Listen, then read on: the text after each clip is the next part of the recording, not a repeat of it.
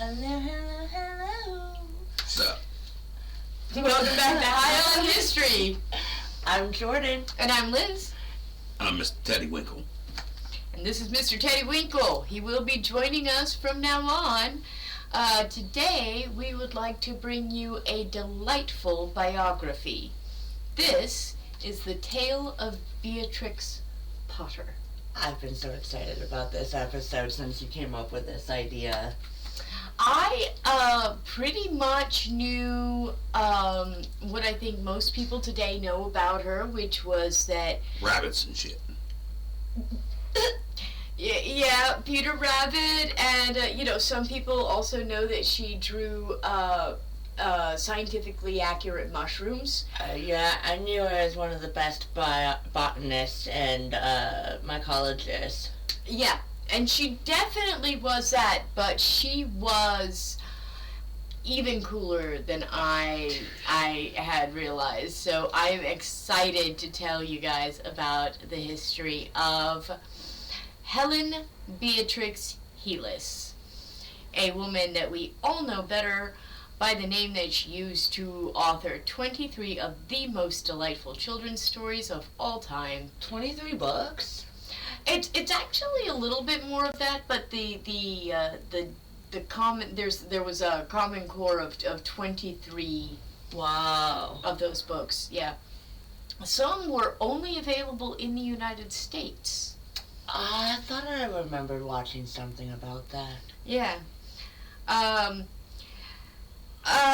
To understand how Beatrix Potter managed to do what she did in the time that she lived in, I think it's really important to understand where she came from. So she was born in Kensington, London, July 28th, 1866, and her parents were both extremely wealthy. Both of them were inheritors of long family trades in calico printing and cotton milling.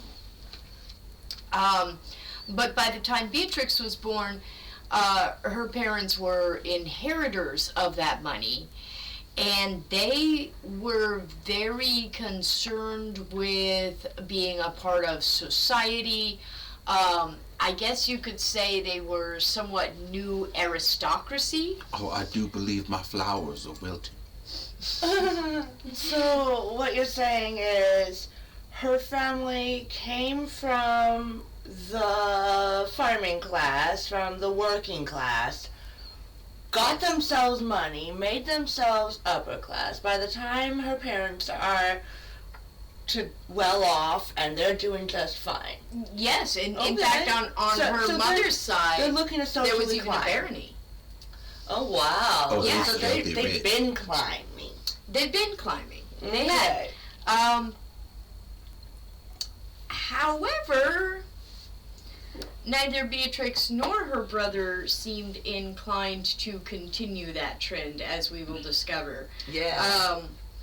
But it is important to her story to know that this was a person who started out, in many ways hampered because she was a woman in the Victorian era, but also she was a woman of privilege, and this allowed her to maneuver in ways that people of lower classes obviously would not have had real access to. And it's also important to note that her parents' social climbing was also it wasn't just that.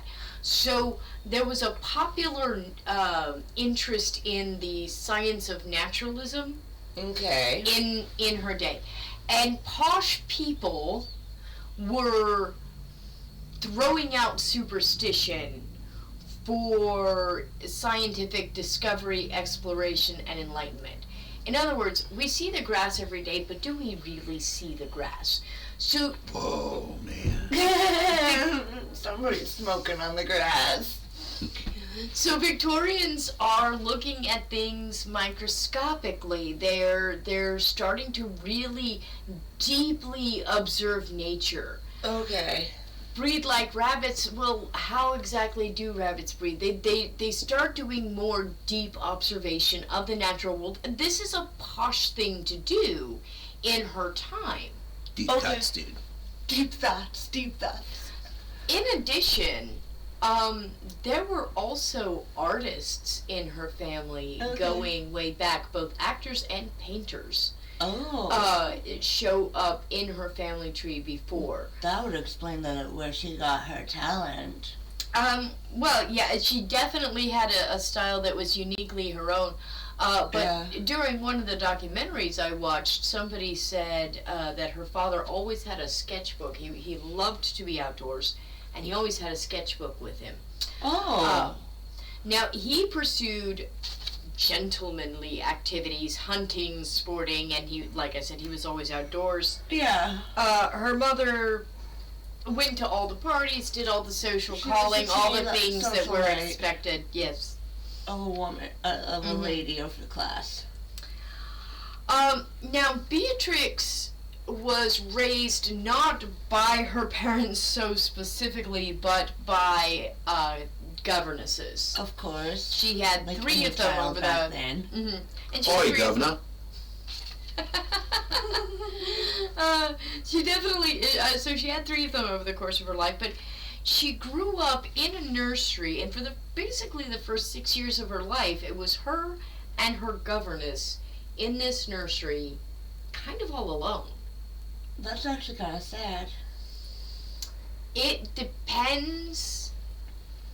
So, on the one hand, she probably had a good governess, somebody telling her stories, playing with her. Right, teaching her. Teaching her. The attic nursery, I don't know that it was an attic, but the nursery had mice in it, and apparently bats.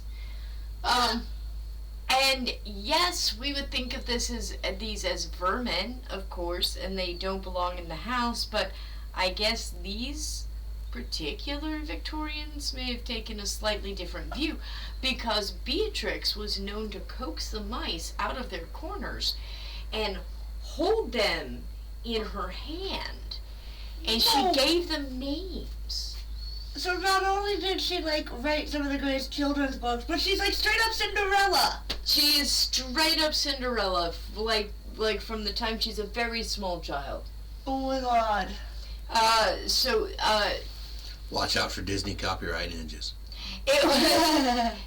It was definitely, it was definitely also posh at the time for Victorians to keep small menageries in their houses.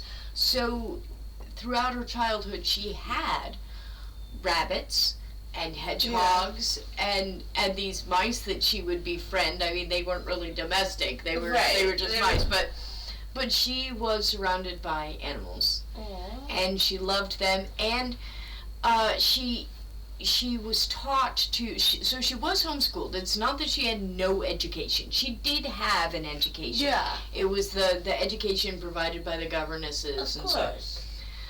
so. She was taught to draw. She was taught how to observe. She learned how to paint, which will come up later, because one of the reasons she became so fascinated with mushrooms is in part because they were so wonderful to paint. She loved the way that they collected and reflected light and just all the variations in shade, and she was doing these watercolor paintings of these mushrooms even before she became a mycologist. Gonna paint some pretty little I mean, mushrooms. didn't she end up selling her mycologist paintings, or didn't a renowned mycologist correspond with her and end up her art is still to this day some of the most detailed art that so some of her original drawings were at one point donated to the you know what? It's all in here. But am I skipping ahead? A little bit. Also, I can't remember the names of half these places. But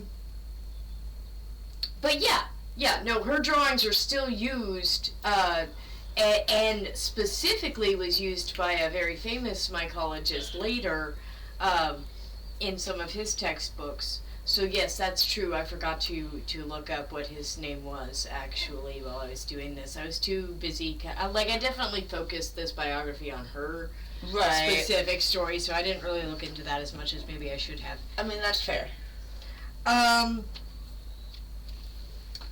So when she was, I think 6, she had a little brother born.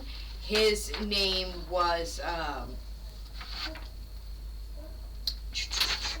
wrote down his whole name at one point. But he went by Bertram.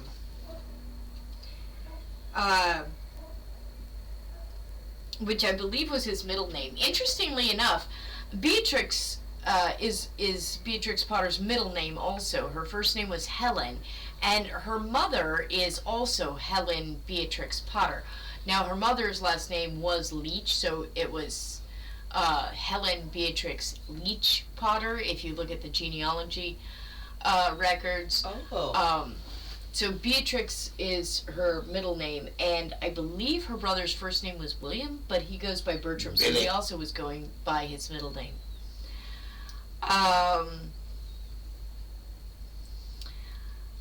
So here's another thing about Beatrix that is kind of sad. If you discover this, you realize right away she was in many ways a victim of her time.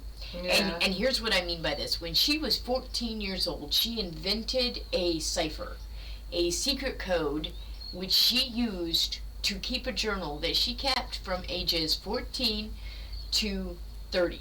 Oh, wow. In which she recorded all of her secret thoughts and observations, things she did not want other people to read. So she developed her own code, and she did that at 14.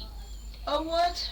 If she had been born in a different century, we would have recognized that level of brilliance, this attention to detail, this ability to observe and decipher, and she built a cipher.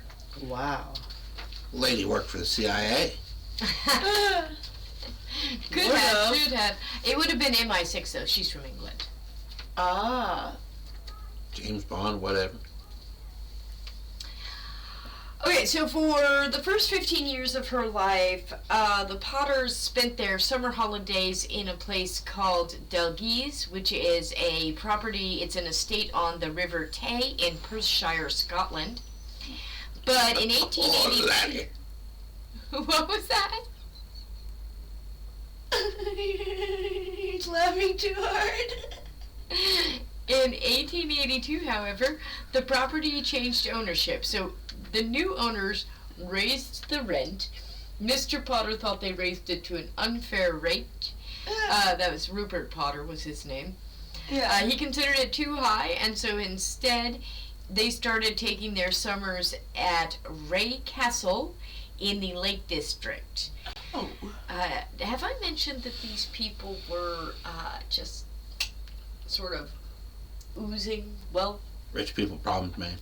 Rich people. Yeah, right, problems, rich people problems. So oozing wealth, rent got raised too much, and he's like, oh, I don't want to spend that kind of money. Now, by the age of 20, Beatrix was drawing very detailed fungi, mushrooms, and in exacting detail. She begins studying how mushrooms reproduce. Now, the reigning theory of the time, as I understand it, hold on, I think that actually wound up on the next page.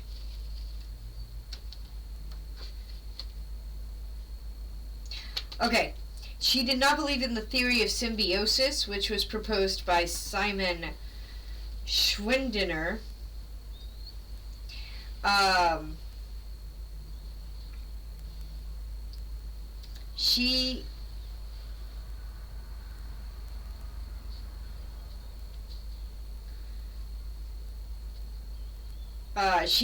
Her theory was hybridization.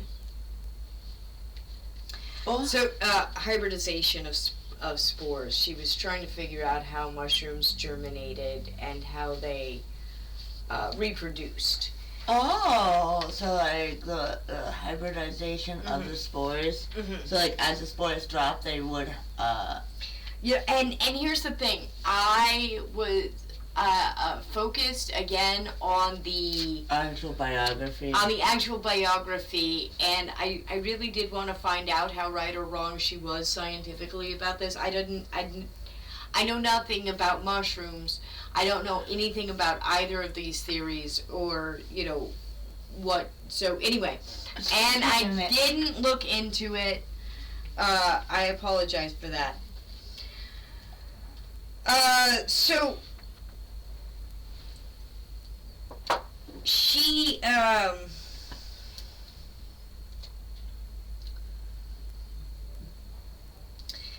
so through the connection of her uncle, Sir Henry Enfield Roscoe, a chemist and vice chancellor of the University of London. So she's connected, right? Right. Yeah. She consulted with botanists at Kew Gardens, convincing George Massey of her ability to germinate spores and her theory of hybridization. Rebuffed by William Thielson Dyer, the director at Kew, because of her sex and amateur status, Potter wrote up her conclusions and submitted a paper titled "On the Germination of the Spores of the Agaricinae."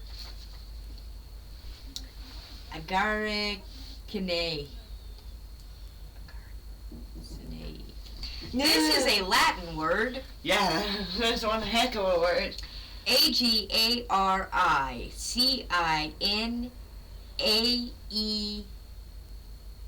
I'm sorry, EAE. Okay, so that's Cineae. I don't know what that is. I'm assuming it's a type of mushroom. To the Linnean Society in 1897. Now, she could not submit that paper herself. She was not allowed inside the doors. So George Massey wound up giving. Was it George Massey? I believe so. Yeah. So the paper was introduced by Massey.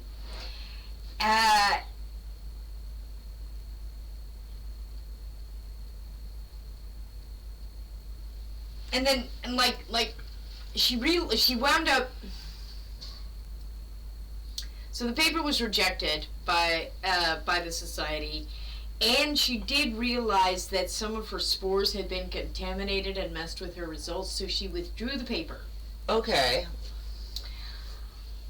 And she never really returns to mycology, not because she made a mistake, but because it became so abundantly clear that the society was going to shut her out. I mean, that makes sense. They shut women out of everything back then. Right. So her and her Can't brother do shit. Bertram start doing, she starts making Christmas cards. Oh, cute. Quaint. And her brother Bertram went and sold them to some shops and things, and they started selling out very quickly. So she was making a little bit of money of her own. Her and her brother were making money of their own off these Christmas cards, a little bit, but that probably wasn't gonna go anywhere in particular.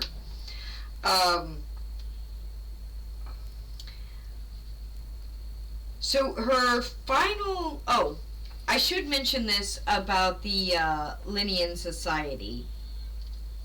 And the Linnean Society was the Mushroom Society again, right? Yes. Okay. You wanted to talk about where her work on mushrooms went after that, and it is in this paragraph. I'm sorry. I gotta go back. I apologize. Potter gave her other mycological and scientific drawings to the Arment Museum and Library in Ambleside, where mycologists still refer to them to identify fungi. There is also a collection of her fungus paintings at the Perth Museum and Art Gallery in Perth, Scotland, donated by Charles McIntosh. Oh, wow. In 1967, this is the person you were talking about. In 1967, the mycologist W.P.K. Findlay included many of Potter's beautifully accurate fungus drawings in his Wayside and Woodland Fungi, thereby fulfilling her desire to one day have her fungus drawings published in a book. Aww. Hell yeah. In 1997, the Linnean Society issued a posthumous apology to Potter for the sexism displayed in its handling of her research. Wait, what year did they apologize? 1997. 1997. She died in 1943. That's why I said posthumously. I know. That's a long time. Yes, it is. But they got there. There's lots of posthumous apologies to women, as it happens. Well, at least they're really good at apologizing to us 100 years later. Apparently, she and Kate Middleton shared great grandparents. She was it her Princess mother? Kate Her Middleton. mother was a cousin to a Princess Catherine. Yeah. I think. Keeping it in the family, eh? Yeah. So yeah. When I say she was privileged and connected, like she's definitely comes from aristocracy, and that's what gives her the ability to do any of this. But the rest of what happens here is very, very much of her own making. She's a self-made Miss Independent woman. She really is. Mm-hmm. So she didn't love the idea of being a society lady, and that's really clear from the very beginning. She seems to prefer the company of animals. She constantly wants to be outside with her sketchbook. Miss Doolittle. True. Right? And she'd rather be stomping around She's an in ally. galoshes on the Scottish moors than sitting at some society table Tea party. drinking tea. I don't blame her, honestly. Yeah, same. So, her third and final governess was only 3 years older than her, and this was a lady by the name of Annie Carter Moore. Okay. Now, Damn. Shit. Annie Moore, Carter was her maiden name. Moore was the name. She women married do that quite Captain. often. No, it's just when you look up the genealogy, it gives it to you this way. But the maiden name will be in parentheses. Oh. Yeah, and just to show you so that you can see the family line. Anyway. Okay, where she came from. Right. This governess wound up marrying a captain. I didn't look into this too much, but they had several children. Okay. And Beatrix wrote letters to those children. And in particular, she wrote letters to their oldest son, Noel Moore, who was known to be sick quite often. He was a sickly child. Oh. So she okay. wrote him letters. And this is where the great saga truly begins. Because one particular day, when she was 27 years old, on September 4th, 1893, Beatrix wrote that she had run out of things to say to him. Oh. And so instead of writing him a letter, she decided to tell him a story. And this story was the beginning. It was the tale of Peter Rabbit. Oh, that's yeah. so cool. Yes. The greatest auntie ever. Yes. Yeah, right? So at this point, she starts writing stories to the children in these letters. Oh, that is so cool. And her friend, because she remained friends with this woman, you know. No, this was her governor. This was her governess. When she was a little girl. Also, sort of a lady's companion, so not so much when she was a little girl. This would have been when she was older. So Okay. her governess, yes, but also sort of her companion. So This would have been more like her supervisor for when she was out going shopping. Make sure she didn't flirt with any of the boys. Show too much ankle. I You're mean, used to showing cover. there's probably some truth to that, but more likely just because, you know, He likes to go shopping alone. who wants to go shopping alone? Anyway, they remained friends long after that, and Yeah. obviously. So it is her old governess. It is Annie Moore, The OG. the OG, Yeah, the OG. who convinces her that she should turn these stories and that she should try to publish them. Yeah. So she does. She basically she bound her own copies. She actually made several versions. She bound her own copies. She did actually self-publish after trying and being rejected by publisher after publisher after publisher. She got a lot of rejection. Now, why did she get rejected? Let me guess. Because she was a woman. Yeah, the biography didn't really go into that. I'm sure that was part of it, but also it could have been that they were children's stories. Now, there wound up being a boom market on children's stories, Right. but she may, I don't know. It may have been that she was a woman. It may have been that they weren't sold on the story of a rabbit. And in fact, in 1900, I want to say, 1900? Yeah. She approaches a company called Frederick Warne and Company. That's Warne. Okay. Frederick Warne and Company. And they reject her also. Oh, wow. So she winds up self-publishing. And even her self-published work winds up kind of selling out pretty quickly. Yeah. So Frederick Warne is like, maybe we should revisit this.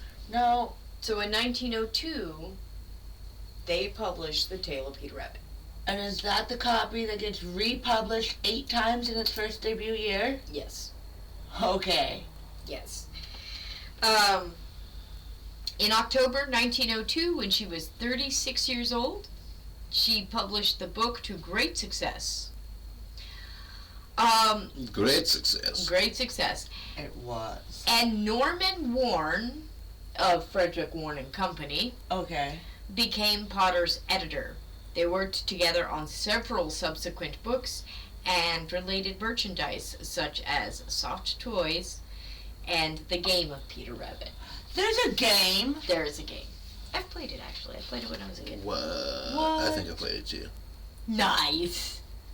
What? I'm totally missing out on that part of my childhood. You are indeed. So Potter and Norman Warne work closely together for a couple of years. In 1904, they worked to develop a tale about 2 mice and a doll's house. Potter began spending more and more time at the offices, several trips to Warren's home to sketch a dollhouse as he was constructing for his nieces. And in July of 1905, Norman proposed. Aww. Beatrix accepted, and on the 25th of August in 1905, before a marriage... Oh. Okay, so July 1905, Warren proposes, Beatrix accepts. Now, I didn't put this in here, but this is important to the story. Her parents hated the idea that she was going to marry a publishing editor. This is way below their class expectations, right? They want her to marry into some minor barony at a bare minimum, right? Yeah, right. Instead, Level up, not level down. well, economically speaking, in terms of their social status, yeah. And he's an editor. He's working class, and they hate that. They're just barely above working class themselves. So, But they hadn't been for a couple of 100 years. Yes, they both families, both her mother's side and her father's side, start as yeoman farmers in the 1700s in the north of England. okay, we are 300 years later. And, Okay. right, so So there's they- new old. they're new money, but they're old new money, yes. Yep. They're old enough where, like, they're far enough from the working class. They're not anymore.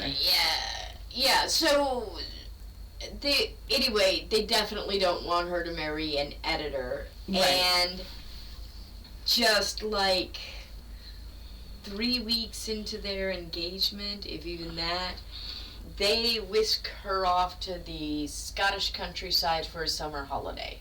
Okay, suspicious. And a week after that, he dies of undiagnosed lymphatic leukemia. Oh my God, no way. So Damn. So you're telling me mommy and daddy absolutely opposed, so they kidnap her.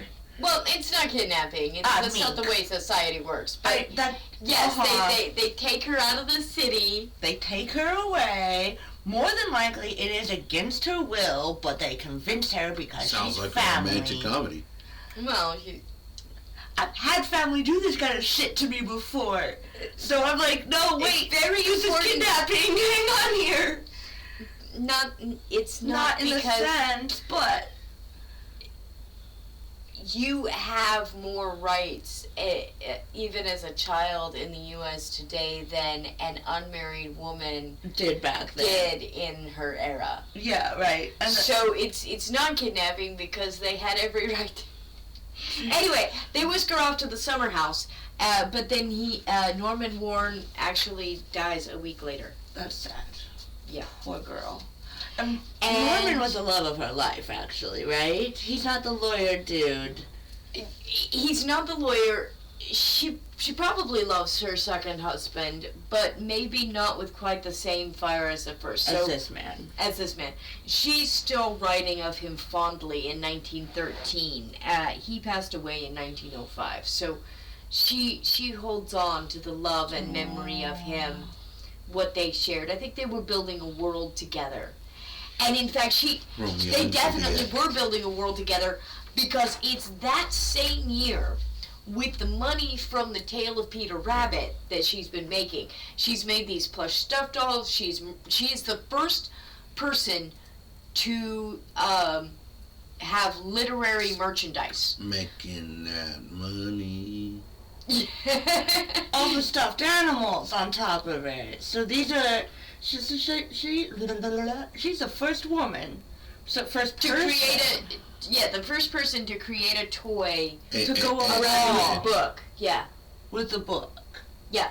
And she had control of all of her own merchandising. Oh, you go girl. Yeah. So on the one hand, is she a person of privilege who has the ability to do that because she's a person of privilege? Yes. On the other hand, she is absolutely revolutionary, breaking new ground, and she's doing all this so that she can become financially independent and away from the parents who would kidnap her and take her away from the love of her life, who was only going to be alive for a week longer. Holy crap! Like, man, they could have just give her one more week with him.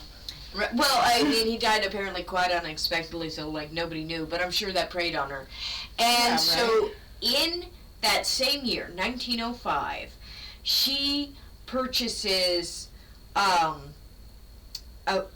Hilltop Farm. She purchases Hilltop Farm, and still visit today. And she grieved him there. Yeah? Yeah. Apparently she spent a long time there, basically in solitude, grieving for him. This area, this Hilltop Farm, which was in the Lake District. Yep. It's still got her sheep on it to this day, and her herd is still thriving. Yeah. Apparently there's still some of the best in the nation coming from her her flock. And it was but they had been building a life. They had already planned to buy this property, actually. Oh, so she's just carrying on their dream. In a way, she did go ahead and decide to buy the property anyway, and then she stays there, and aww, she kind of really, I think, solidifies and falls in love completely with the country life at this point. I mean, I don't blame her. She doesn't just keep this adorable little cottage. She starts talking to the farmers. She starts learning everything there is to learn about raising these Herdwick sheep that are native to the area, and she falls in love with becoming.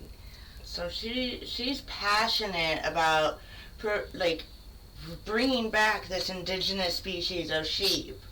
Not bringing them back, because they weren't really gone, but she is obsessed with preserving them.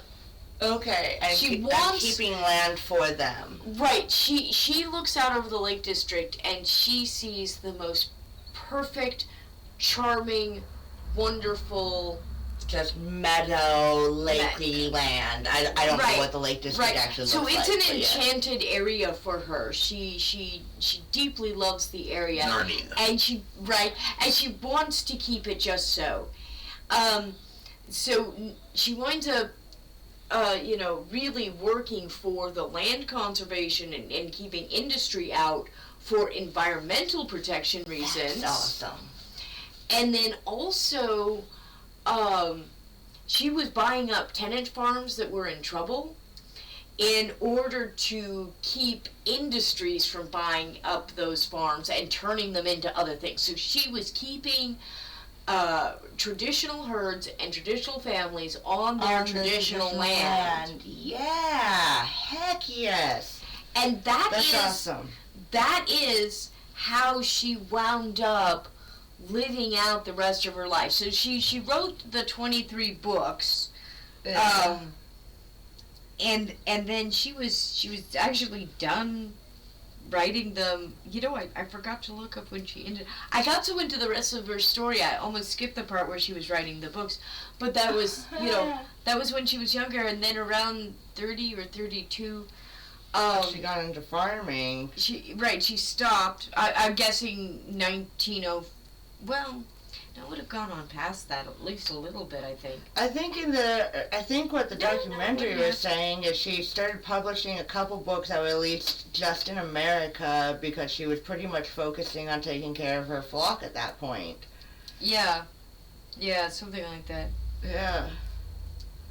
And I think that's where we get the special, limited, only in America Beatrix Potter books. Which I think you can find them worldwide now. But when she's 47 years old, in 1914, William Heelis, a local country solicitor, proposed to her. Again, Beatrix's parents did not approve at all. Of course not. So he was a solicitor. He was a solicitor, and he was a local guy. So again, country folk, well beneath her station. But the problem is that this time, her parents didn't approve, but she was rich. So she had her own money. Tell me. Yeah. She's 47 years old. She owns Hilltop Farm. She's the world's first story merchandiser, literary merchandiser. These stories that she were still being published through Frederick Warren and Company. Under her. Right, which she's getting royalties for. Yeah. She got money. Yeah. She really doesn't need their approval so much anymore. So she goes ahead and she marries him. Oh, go girl. And their marriage, they were married for 30 years.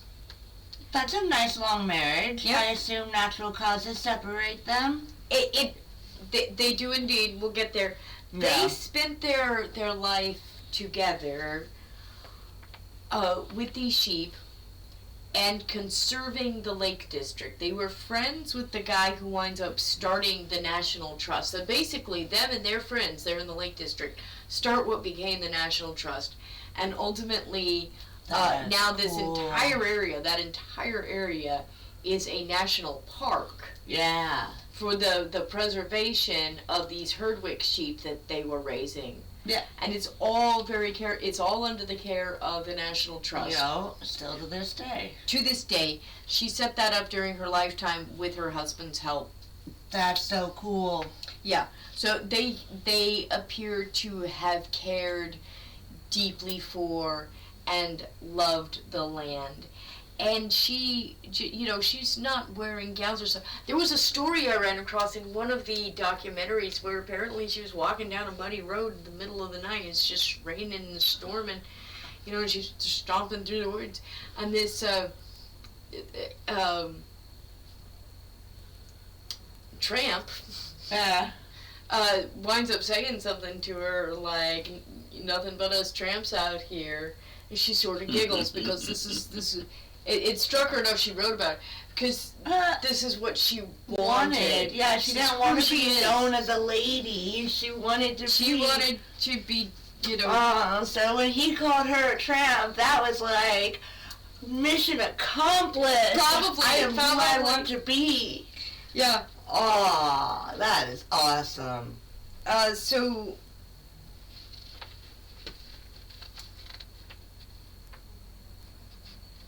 let's see.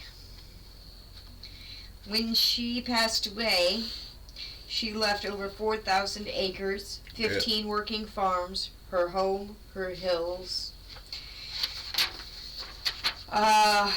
The Lake District National Park was born from her gift, and thanks to her, the hills still rise, the sheep still graze, and the stone walls still stand. Legendary. She died in 1943 at the age of 76. I do want to talk a little bit about how she died. She died of complications of pneumonia. Okay. The reason she died probably of complications, it's 1943, and she lives in England. So she dies of complications of pneumonia. This is a very Common-esque. I should note that her and her husband were working on these conservation efforts during World War II. Oh, yeah, that's a good point. Yeah, they were trying very hard to protect this land and these people. Are being bombed.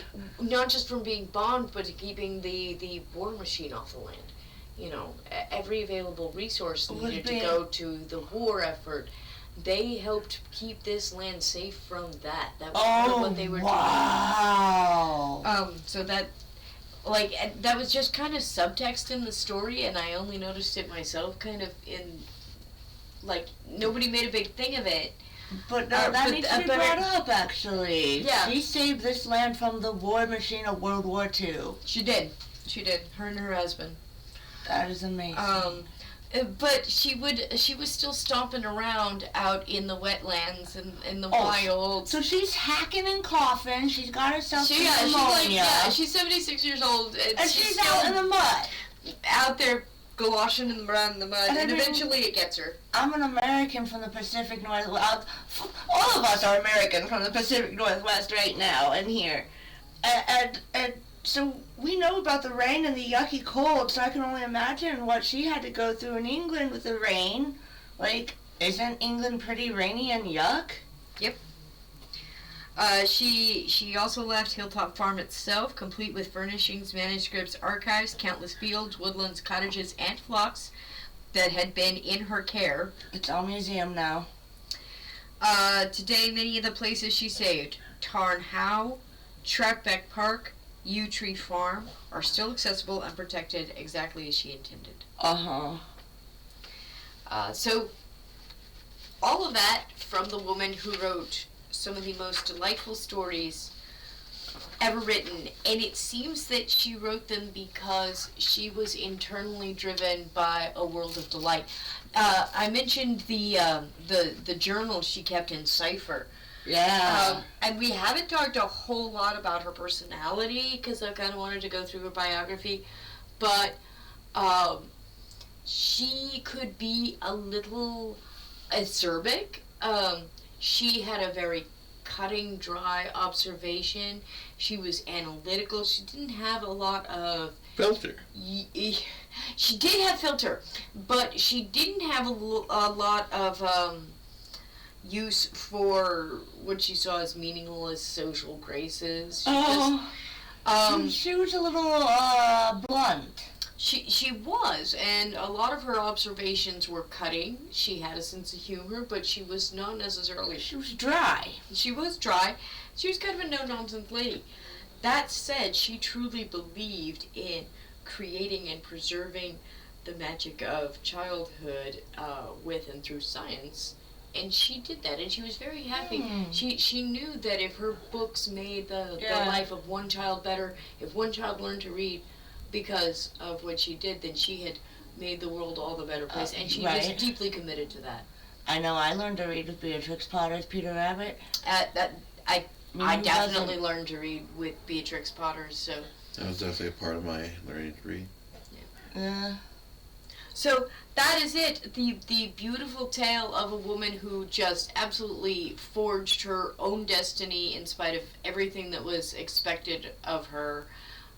She used her wealth and her privilege to improve the lives of the land she loved, of countless children all over the English-speaking world, and I'm sure other languages too. I'm sure it's been translated many times. I didn't look into that, but yeah. And made the world a better place by becoming a sheep farmer.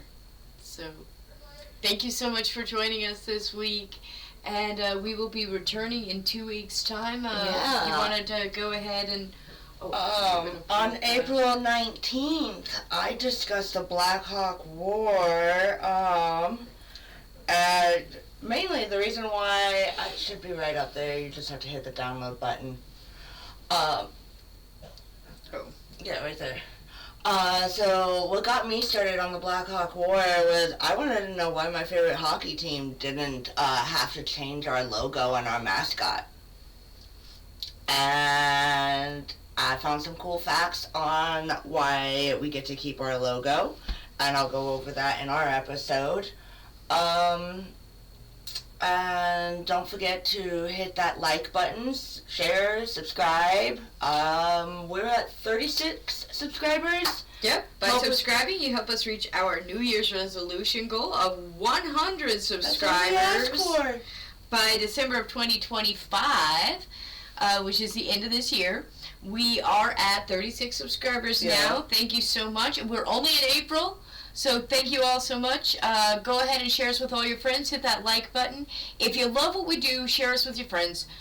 It's free, of course, and if you hit the notification bell, you will never miss out on our winding rabbit hole. If you have any comments or questions, post them below. We will shout you out in the next video. Here's tonight's shout-outs for all our Mad Rabbits. We would like to extend a huge thank you to the Informed Hatter and partner for suggesting that we cover the French Revolution. The roots of the French Revolution actually started on April 3rd, so I'm sorry I didn't know that any sooner. We might have changed the direction or the order we went into. Right. But after the Black Hawk War. Fantastic episode she's going to do on the Black Hawk War will be beginning on the French Revolution and maybe even staying there for a bit because, of course, an entire social movement is a lot to cover. There's a lot of important pieces in something like that. So we're going to get started on that right away. Right. So thank you, Informed Hatter and partner, and we will see you all next week, it looks like. So Not live long and prosper. 19th. Oh, right. Every 2 weeks now, so Yeah. in 2 weeks. Bye.